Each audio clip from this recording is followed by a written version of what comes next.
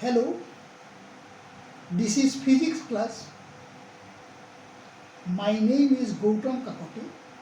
মোৰ নাম গৌতম কাকতি আৰু মই তোমালোকক ফিজিক্সৰ এটা পাৰ্ট পঢ়াম।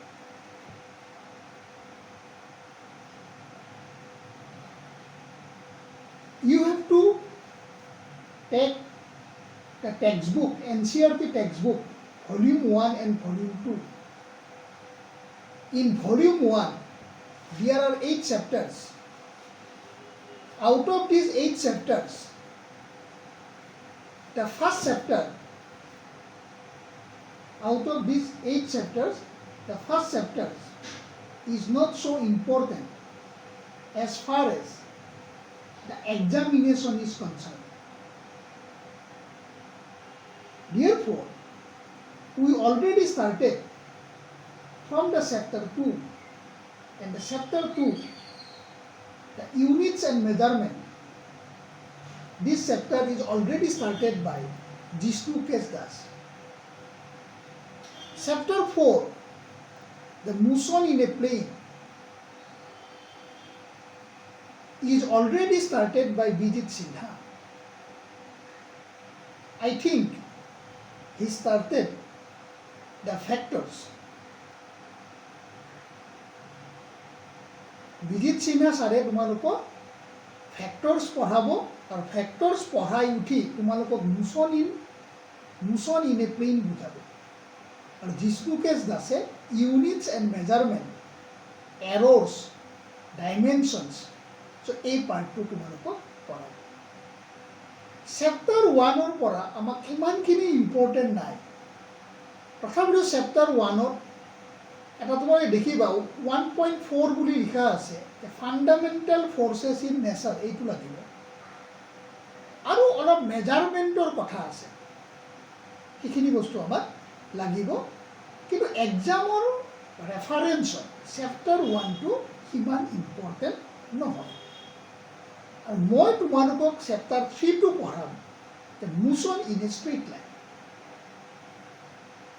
কিন্তু ষ্টাৰ্ট কৰাৰ আগতে মই তোমালোকক অলপমান কথা কৈ ল'ব বিচাৰিছোঁ। Whatever be your marks in HSLC, তোমালোকে মেট্ৰিকৰ সময়ত ক্লাছ 10 ফাইনেল এক্সামত যি নম্বৰে নোপোৱা কিয়, যদি অলপ চিষ্টেমেটিক ৱেত পঢ়া, it is very easy to score A very good marks in HS final exam. Whatever be your marks in class 10 final exam, if you studied seriously and sincerely,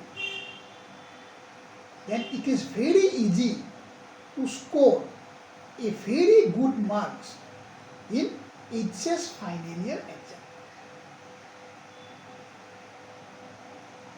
Okay? After every class, if you find out from which part of the book this particular topic is discussed, if you can do that, 50% of your work is already done. এটা chapter পঢ়োৱাৰ পিছত, এটা অধ্যায় পঢ়োৱাৰ পিছত বা এটা class হৈ যোৱাৰ পিছত ক্লাছটো কিতাপখনৰ কোনটো পেজৰ ওপৰত বেছ কৰি পঢ়াইছে সেইটো তোমালোকে যদি ওলাই ল'ব পাৰা, তেতিয়াহ'লে 50% কাম ক্লাছটোৰ পিছতে শেষ হ'ব। As far as I am concerned, I will try to discuss or solve maximum numericals, almost all the numericals that is given in this particular NCERT book. And if you see after every chapter what type of question comes in different entrance exam by yourself, then almost 90% of the work, 90% of the work means the marks that you score after 2 years is completed. এটা অধ্যায় পঢ়োৱাৰ পিছত সেই অধ্যায়টোৰ পৰা সেই চেপ্টাৰটোৰ পৰা different entrance এক্সামত কি কি কুৱেশ্যন আহিছে সেইখিনি যদি তোমালোকে লগে লগে চাই লোৱা তেতিয়াহ'লে তোমালোকে খুব ভাল নম্বৰ এটা আফটাৰ 2 years এক্সপেক্ট কৰিব পাৰা। বহুতে কয় ফিজিক্স মানে বহুত টান ছাবজেক্ট, বহুত কনচেপ্টৰ কথা। Yes, it is concept based. What is physics? It is the study of natural phenomena. হয়নে? নেচাৰেল ফেনমেনাবিলাক ষ্টাডি কৰাটোৱেই ফিজিক্স। কিন্তু এইখিনি কৰোঁতে আমি যদি চিনচিয়াৰলি কৰোঁ তেতিয়াহ'লে ফিজিক্সত নম্বৰ স্ক'ৰ কৰাটো খুব টান নহয়। খালি এটাই কথা যে চেপ্টাৰটো শেষ হোৱাৰ পিছত তোমালোকে সেই চেপ্টাৰৰ পৰা কি কি কুৱেশ্যন আহিছে বা চেপ্টাৰটো কিতাপখনৰ কোনখন পেজত আছে সেইখিনিৰ ওপৰত যদি তোমালোকে ষ্ট্ৰেছ দিয়া, ইম্পৰ্টেঞ্চ দিয়া, তেতিয়াহ'লে ইট ইজ ভেৰি ইজি। আৰু চেপ্টাৰ 3টো a motion in a straight line is already discussed in your class 10 science book. আমি যেটো চেপ্টাৰ 3 ইয়াত পঢ়িম motion in a straight line, সেই চেপ্টাৰটো অলৰেডি, সেই টপিকটো অলৰেডি তোমালোকে ক্লাছ 9ৰ বিজ্ঞানৰ কিতাপত পঢ়িছা। তাত যেতিয়া পঢ়িছিলা তোমালোকে খালি সৰু সৰু কনচেপ্টবিলাকৰ ওপৰত বেছি ষ্ট্ৰেছ দিছিল। চিম্পল মেথমেটিক্স লৈ তাৰমানে এলজেব্ৰা লৈ পেলাই তোমাৰ কি কৰিছিল এইটো ষ্টাডি কৰা হৈছিল। আমি ইয়াত graphically and also' by taking the concept of calculus. কেলকুলাছৰ নাম শুনিছানে? It is a part of mathematics. এইটো মেথমেটিক্সৰ এটা পাৰ্ট, খুব ইণ্টাৰেষ্টিং বস্তু। আমি কেলকুলাছ, ট্ৰিগনমেট্ৰি তোমালোকে পাইছা, আৰু গ্ৰাফৰ পৰা তাৰমানে আমাৰ ইয়াত মেথমেটিক্সটো এপ্ৰ'চটো অলপমান টান হ'ব ক্লাছ 9তকৈ। কিন্তু ক্লাছ 9ত তোমালোকে যিবিলাক পাইছিলা, ডিছপ্লেচমেণ্ট পাইছিলা, ডিষ্টেঞ্চ পাইছিলা, স্পীড পাইছিলা, ভেল'চিটি পাইছিলা, এক্সিলাৰেশ্যন পাইছিলা, সেই গোটেইখিনি বস্তুৱে আমি ইয়াত নতুনকৈ অধ্যয়ন কৰোঁ। In this class, we discuss the distance, displacement, speed, velocity, acceleration again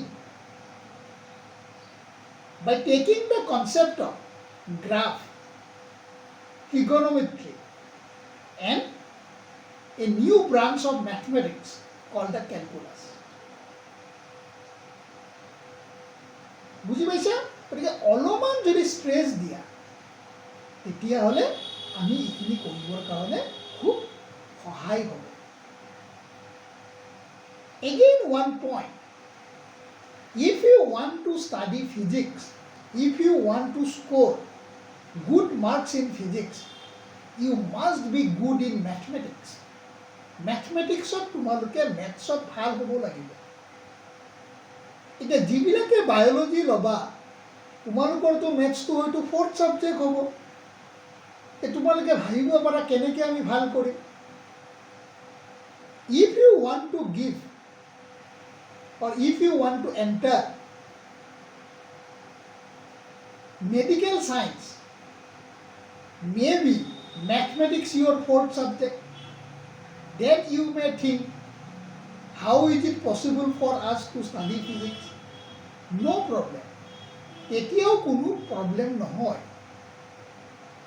Since your mathematics is 4th subject, you have to score a good marks in physics.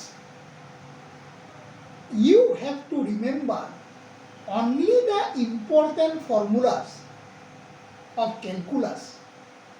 If you can remember some of the important formulas of calculus, and if you can apply them in a particular situation, then if your maths is fourth subject, then also you can score a very good marks in physics. যদি তোমালোকে medical science পঢ়িম বুলি ভাবিছা, so মেথছটো তোমাৰ fourth subject হ'ব, তেতিয়াও কোনো কথা নাই। ক্যালকুলাসৰ কিছুমান ইম্পৰ্টেণ্ট ফৰ্মুলা তোমালোকে যদি মনত ৰাখা আৰু সেই ফৰ্মুলাবিলাক কোনটো সিচুৱেশ্যনত এপ্লাই কৰিব পাৰি সেইখিনিৰ ওপৰতে যদি ষ্ট্ৰেছ দিয়া, তেতিয়াও তোমালোকে মেথমেটিক্স ফ'ৰ্থ কৰিও ফিজিক্সত ভাল নম্বৰ স্ক'ৰ কৰিব পাৰিবা। ক্লিয়াৰ হৈছে? Is it clear? বুজি পাইছা? চ' এইখিনি কৈয়ে মই তোমালোকক এই চেপ্টাৰটো আৰম্ভ কৰিব বিচাৰিছোঁ। আৰু এইটো চেপ্টাৰ তোমালোকে এই ক্লাছটো তোমালোকে ইউটিউব ভিডিঅ'ত পাবা। যেতিয়া তোমালোকে লিখিব ল'বা, সাম অফ দ্য ৱৰ্ডছ মই বৰ্ডত লিখি দিম, তোমালোকে বৰ্ডৰ পৰা লিখিব লাগিব। এতিয়া ভিডিঅ'টো ষ্টপ কৰি ল'বা, ষ্টপ কৰি লৈ তোমালোকে কি কৰিবা, এই লিখাখিনি লিখিবা। আৰু as far as the reference book is concern, you may take lot of books আৰু in the market, you may take any one of them. এটা পাব্লিছাৰ কোম্পানী আছে প্ৰদীপ ফিজিক্স, সেইখনো ল'ব পাৰা। টিনেজ ফিজিক্স, সেইখনো ল'ব পাৰা। আৰু এখন গডফাদাৰ আছে ফিজিক্সৰ আজিকালি, তোমালোকে জানা, কনচেপ্ট অফ ফিজিক্স, সেইখনো ল'ব পাৰা। কিন্তু তুমি যদি NCERT বুকৰ এই গোটেইখিনি নিউমাৰিকেল সলভ কৰিব পাৰা, তেতিয়াহ'লে তুমি কিন্তু এনি এন্ট্ৰেন্স এক্সাম বা এনি এক্সামত তুমি ভাল নম্বৰ স্ক'ৰ কৰিব পাৰিবা। So, as far as the reference book is concerned, you may take Pradeep Physics, Dinesh Physics. There is another one by S.L. Arora, Physics by S.L. Arora. S.L. Arora এখন physics আছে, সেইখনো তোমালোকে ল'ব পাৰা। Concept of Physics ল'ব পাৰা by Barma। বা আৰু এটা পাব্লিছিং কোম্পানী আছে, MTG বুলি কয়। তোমালোকে যদি মোবাইলত মাৰি চোৱা, নেটত পাবা MTG, মেথমেটিক্স টুডে গ্ৰুপ। তেওঁলোকৰো এখন ৰেফাৰেঞ্চ বুক আছে, খুব সৰু, ফিজিক্সৰ ফাৰ্ষ্ট ইয়েৰৰ ওপৰত। ত' সেইখনো তোমালোকে ল'ব পাৰা। But in this class, as far as I am concerned, I mainly concentrate on the NCERT text. বুজি পাইছা? ক্লিয়াৰ হৈছে?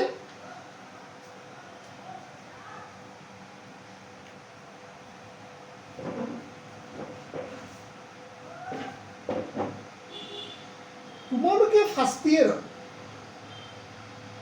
যদি কোভিডৰ কাৰণে কলেজ খোলে, তেতিয়াতো খুব ভাল কথা। ফাৰ্ষ্ট ইয়েৰত তোমালোকে এটলিষ্ট 9 প্ৰেক্টিকেল কৰিব লাগিব। আৰু যিবিলাক ষ্টুডেণ্টে আমাৰ ক্লাছবিলাক ৰেগুলাৰলি ফ'ল' কৰিব, যদিও এতিয়া ইউটিউবত তোমালোকে চাবা বা ভিডিঅ' চাবা, আজিকালিতো ডিভাইচ বহু ধৰণৰ আছে, আমি তোমালোকক ৰিকগনাইজ কৰিব পাৰিম যে মোৰ এই ভিডিঅ'টো আজি কোনে কোনে চাইছে।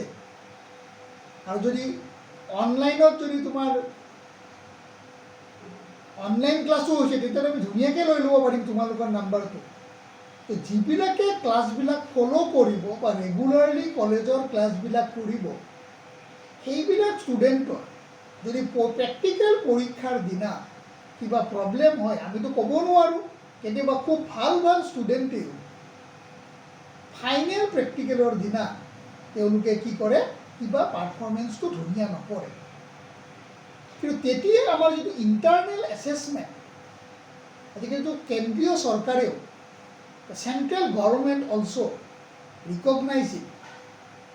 Based on your class performance, a very good marks is given to the student. That is why you have to follow the classes regularly, and also you have to perform the practicals whenever it is allowed in the college laboratory.